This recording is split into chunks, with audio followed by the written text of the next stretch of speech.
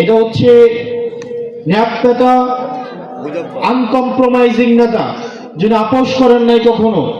আপোষের নেতা মুজাফফর আহমেদের এই ভূমি হচ্ছে এআর আহমদের ভূমি। আমরা সেই ভূমিতে দাঁড়িয়ে আছি।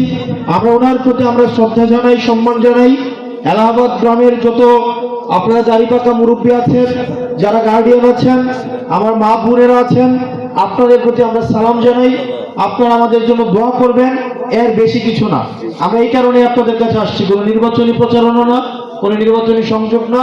শুধুমাত্র মাথায় রাখতে হবে, পরবর্তী যে সংকটটা আসতে যাচ্ছে, এই সংকটের যারা নেতৃত্ব দেবে সেই নেতৃত্ব কিন্তু তরুণ প্রজন্ম। পরবর্তী যে সংকট আসতে যাচ্ছে সেই সংকটটা কিন্তু সেটাকে সমাধান করার দায়ভারও কিন্তু তরুণ প্রজন্ম।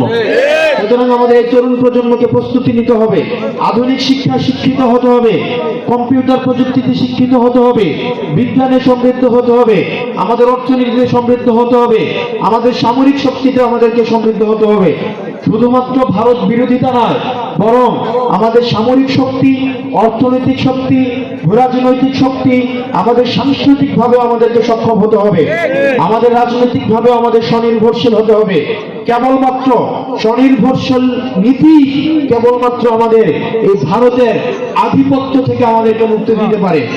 আমরা যদি স্বনির্ভর না হতে পারি, আমরা চিকিৎসা ক্ষেত্রে, শিক্ষা ক্ষেত্রে, স্বাস্থ্য ক্ষেত্রে, অবকাঠামো ক্ষেত্রে, সাংস্কৃতিক ক্ষেত্রে, আমাদের রাজনৈতিক ক্ষেত্রে, চিন্তার ক্ষেত্রে আমাদের ভারতীয় আধিপত্য বাদ থেকে মুক্ত হতে হলে আমাদেরকে স্বনির্ভর হতে হবে কৃষিক্ষেত্রে, আমাদের স্বনির্ভর হতে হবে সামরিক ক্ষেত্রে, আমাদের স্বনির্ভর হতে হবে অর্থনৈতিক ক্ষেত্রে, আমাদের স্বনির্ভর হতে হবে চিকিৎসা ক্ষেত্রে, স্বনির্ভর হতে হবে শিক্ষা ক্ষেত্রে।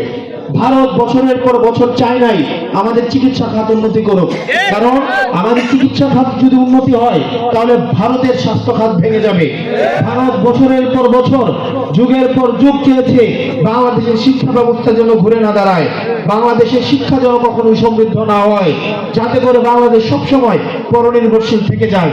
সেজন্য এই তরুণ প্রজন্ম আপনাদের কাছে আহ্বান জানাবো, আমাদের পরবর্তী আমাদের যেই সারা বিশ্বের মধ্যে সমৃদ্ধ হয়ে ওঠার যে লড়াই, এই লড়াইয়ে আপনারাই কিন্তু সামনে থেকে নেতৃত্ব দিতে হবে।